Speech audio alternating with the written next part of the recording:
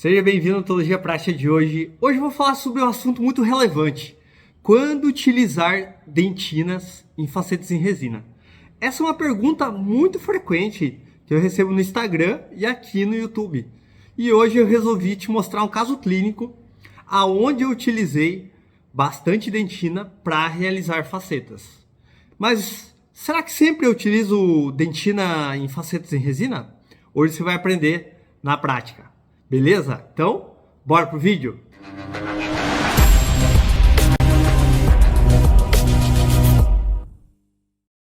Então vamos lá, você que é novo aí, se inscreve no canal, curte esse vídeo aí, que cada vez mais eu vou dar dicas totalmente práticas e você sempre vai ter novidades sempre para você utilizar no seu dia a dia, beleza? Lembrando sempre que eu utilizo o Trio Dental, esse é o programa de gestão que eu agendo meus pacientes. E esse paciente que eu vou mostrar um caso clínico que eu tentei gravar para o curso, mas era um caso muito bombástico, um caso, uma bomba mesmo, né? Que foi realizado facetas em resina. E eu vou mostrar como foi realizado a dentina nesse caso e como foi finalizado o resultado desse caso imediato de facetas em resina, né? Esse paciente foi agendado pelo Trio Dental. Então acessa a Trio Dental lá, pede um desconto especial lá, que você viu no Odontologia Prática, que eles vão dar um desconto super especial para vocês começar a fazer a gestão no consultório de vocês, beleza? Ok, quando que eu utilizo dentina em facetas em resina? Muito importante frisar, eu utilizo uma técnica onde eu não faço desgaste dental em facetas em resina. Eu só faço acréscimos, né? Eu só acrescento resina para realizar as minhas facetas. Pois bem, então, o que eu faço? Quando que eu vou utilizar a dentina? Primeiro, se você não realiza um bom clareamento dental, algumas vezes você vai ter que utilizar a dentina. Eu faço um bom protocolo clareador para depois fazer as minhas facetas em resina. Por quê? Porque o substrato, a cor que vai ficar embaixo ali da minha faceta, se era um A3, um A2 e vai para um B1, né? E você aplica uma resina mais clara em cima dele, estamos falando de facetas blitz, né? Facetas mais claras, você vai ter uma cor melhor, né? Você não vai ter um manchamento, vai ter uma uniformidade, uma cor melhor da sua faceta em resina. Então você tem que ter um bom protocolo de clareamento dental. Pois bem, clareou muito bem. Eu não preciso aplicar uma camada de dentina. Tem muita gente que fala assim, olha, eu faço o desgaste e aplico uma resina WD para depois aplicar a resina, né, de esmalte. Cara, olha, eu nunca utilizei essa técnica. Provavelmente vai ficar bem leitosa, porque a resina WD ela é bem leitosa, né, um white dentina, ela é muito leitosa. Então, nesse caso que vocês vão ver, é bem interessante vocês verem esse caso clínico que eu vou colocar aqui, que a paciente não realizou clareamento na parte superior, só estava realizando na parte inferior, ela não tinha terminado ainda. Ela tinha facetas em resinas bem mal adaptadas, com excessos, né, nas ameias, bastante excesso. E eu utilizei uma dentina cor A1 da Empris, levemente para cobrir do terço cervical, médio, e na incisal eu utilizei uma resina mais clara de dentina, né, para fazer os mamelos dentinários. Então essa é uma situação que eu utilizo dentina em todo o corpo do dente.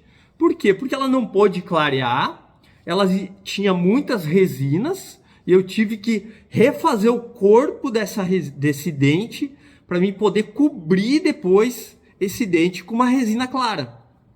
E tem vezes que esse é o erro. A resina, eu utilizei uma resina BL2, BL1 e ficou cinza. Olha, é um erro básico das restaurações classe 3, classe 4. Por quê? Porque você não fez o belo corpo, a bela dentina desse dente para daí poder fazer a reconstrução e assim cobrir com essa resina mais clara, senão o dente fica cinza, né? Então essa é uma situação que eu utilizo bastante dentina.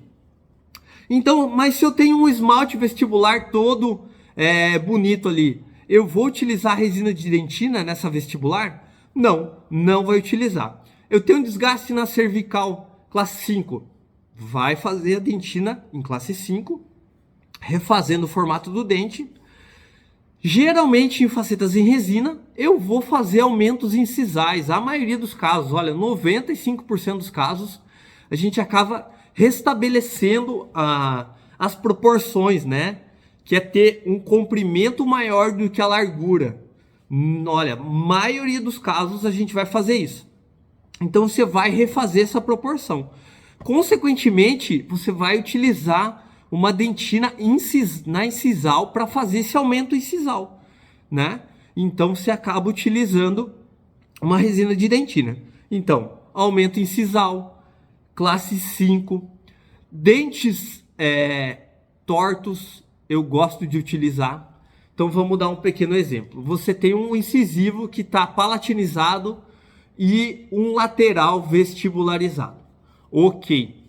Como que eu vou? Se eu aplicar só resina de esmalte, fazendo uma faceta nesse incisivo e no lateral uma resina só de esmalte, você vai ter uma desproporção de cor. Por quê? Você está utilizando uma resina BL2 em um e uma resina BL2 em outro, vamos dizer assim.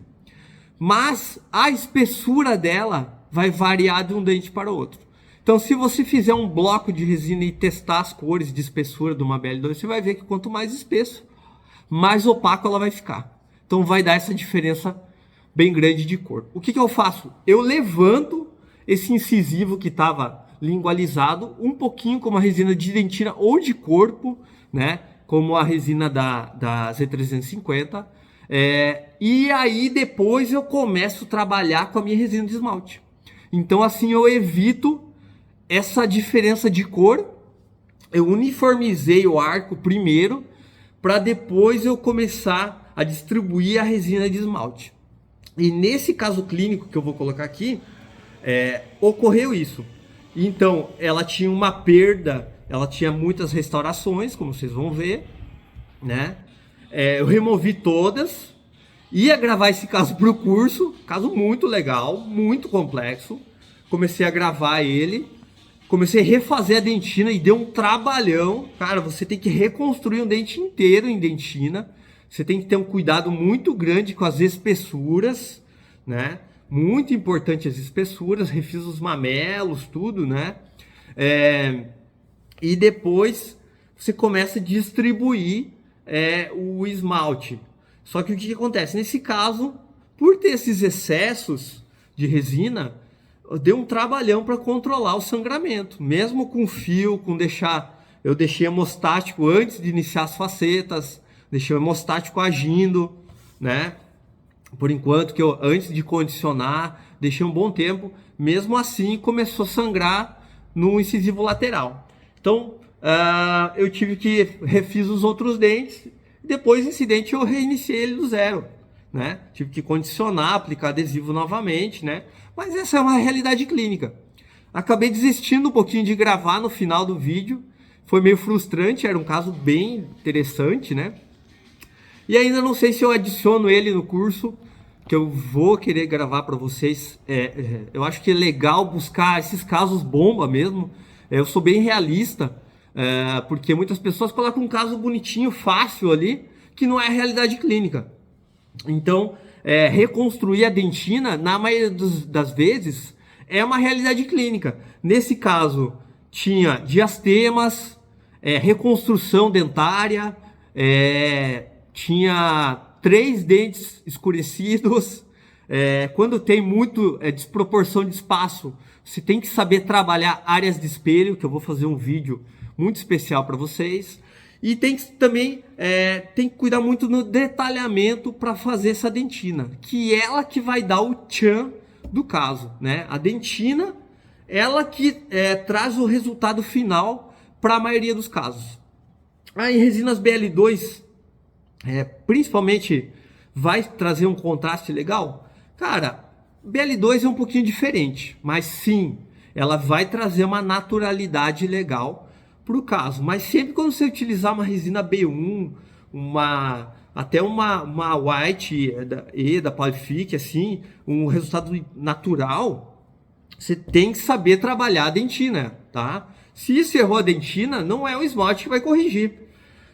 Não é espessura de esmalte, como eu já falei antes.